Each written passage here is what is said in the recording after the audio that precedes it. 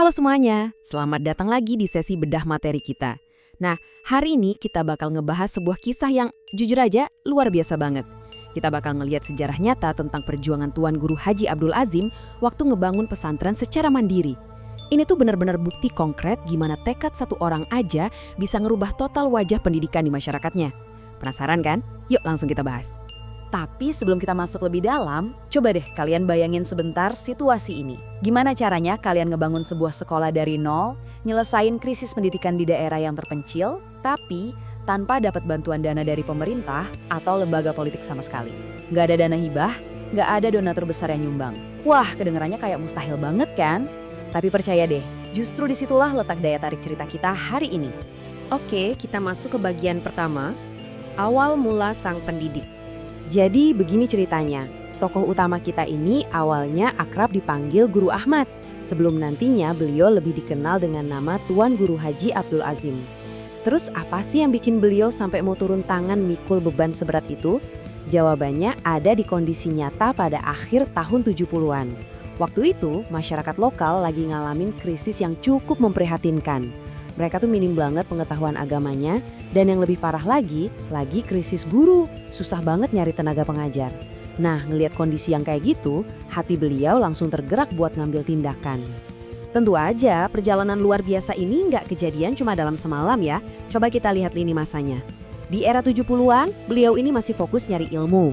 Terus, jauh sebelum ada wujud bangunan sekolahnya, tepatnya mulai tahun 78, beliau ternyata udah mulai ngajar. Uniknya, beliau ngajar ini cuma di ruang tamu rumahnya sendiri. Nah, dedikasi yang konsisten ini terus berjalan. Sampai akhirnya, di tahun 93, yayasan pondok pesantrennya resmi berdiri. Ibarat lari maraton, butuh napas panjang banget kan? Nah, ini ngebawa kita ke bagian kedua. Perjalanan panjang menuntut ilmu. Yang menarik banget dari sini adalah Tuan Guru kita ini nggak asal ngajar loh. Buat jadi pendidik tunggal yang mumpuni, persiapannya benar-benar mateng. Beliau rela keliling kemana-mana buat nuntut ilmu. Beliau tercatat sempat berguru ke Tuan Guru Arsyad di Karanggenteng. Terus, coba perhatiin deh, beliau ngabisin waktu sampai 6 tahun di Sekarbili spesifik cuma buat ngedalemin ilmu fikih.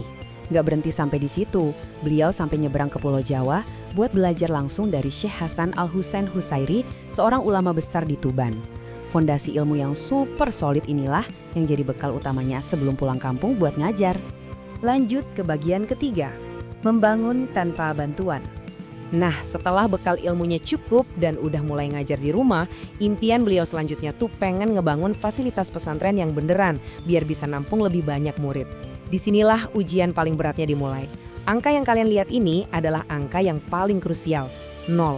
Iya, beneran, 0 rupiah. Catatan sejarah nunjukin kalau beliau sama sekali nggak nerima sepeser pun bantuan dari pemerintah atau lembaga politik manapun buat ngebangun pesantren ini. Semuanya 100% murni dari hasil keringat beliau sendiri.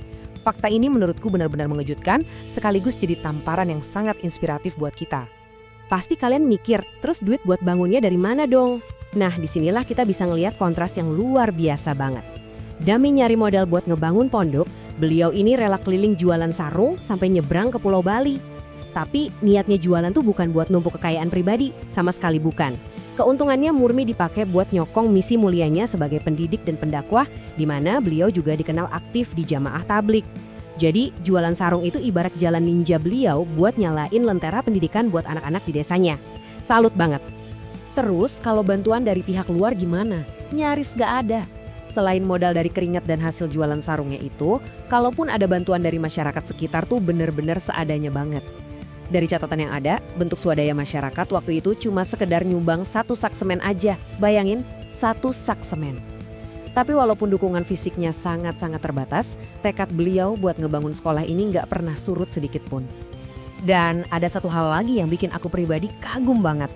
Di tengah masa-masa susah ngumpulin dana, pas bangunan pesantrennya belum jadi, kegiatan belajar mengajar itu nggak pernah libur sehari pun. Dari tahun 78, dari ruang tamu rumahnya, beliau udah jadi guru tunggal yang ngajarin kitab-kitab klasik. Beliau ngajar fikih pakai kitab Safinatun Najah, terus hadis pakai Arba'in dan Bulughul Maram, sampai sejarah Nabi pakai kitab Khulasatun. Konsistensinya itu loh, luar biasa. Sekarang kita masuk ke bagian keempat, sekaligus puncaknya, berdirinya sebuah warisan. Semua lelah capeknya keliling jualan sarung ke Bali, dan kesabarannya ngajar sendirian di rumah selama belasan tahun, akhirnya terbayar manis di tahun 93. Angka 80 ini benar-benar menceritakan segalanya. Begitu pondok pesantren ini akhirnya berdiri tegak dengan mandiri dan resmi dibuka, langsung ada sekitar 80 santri yang berbondong-bondong daftar saat itu juga. Ini secara langsung nunjukin ke kita seberapa hausnya masyarakat sekitar sama pendidikan dan betapa mereka percaya banget sama kualitas ilmu sang pendirinya. Dampak dari sekolah yang beliau bangun ini ternyata luas banget. Pesantren ini nggak cuma nampung anak-anak dari desa sekitar aja loh, tapi berhasil narik minat anak-anak muda, baik laki-laki maupun perempuan, dari berbagai jenjang. Mulai dari anak SD, SMP, sampai yang udah lulus SMA. Mereka ini datang dari mana-mana, ada yang dari Periksa Barat, Sekotong, Penimbung, Daya Gunung, Baju Tempik, Tarong Tawah, sampai Keramba. Mereka semua kumpul jadi satu buat belajar ilmu agama yang murni langsung di bawah bimbingan beliau. Kisah yang udah kita bedah bareng-bareng dari sumber sejarah hari ini sebenarnya bukan cuma sekedar cerita masa lalu. Ini tuh semacam cermin yang jernih banget buat kita. Bayangin, keringat Tuan Guru Haji Abdul Azim, perjuangannya yang rela jualan sarung, dan kesabarannya yang tanpa batas itu pada akhirnya berhasil ngebangun pesantren yang ngebina ribuan generasi. Jadi, sebelum kita tutup, ada satu pertanyaan provokatif yang pengen aku lempar buat kalian renungkan. Di zaman sekarang, dengan segala teknologi dan fasilitas yang serba gampang ini, semangat kemandirian kayak apa sih yang bisa kita tiru dari beliau? Dan yang paling penting, apa yang bakal kita bangun buat masyarakat kita hari ini? Wah, dalam ya. Oke, makasih banyak udah nyimak pembahasan seru kita kali ini. Semoga wawasan ini benar-benar membekas dan sampai ketemu lagi di materi kita selanjutnya.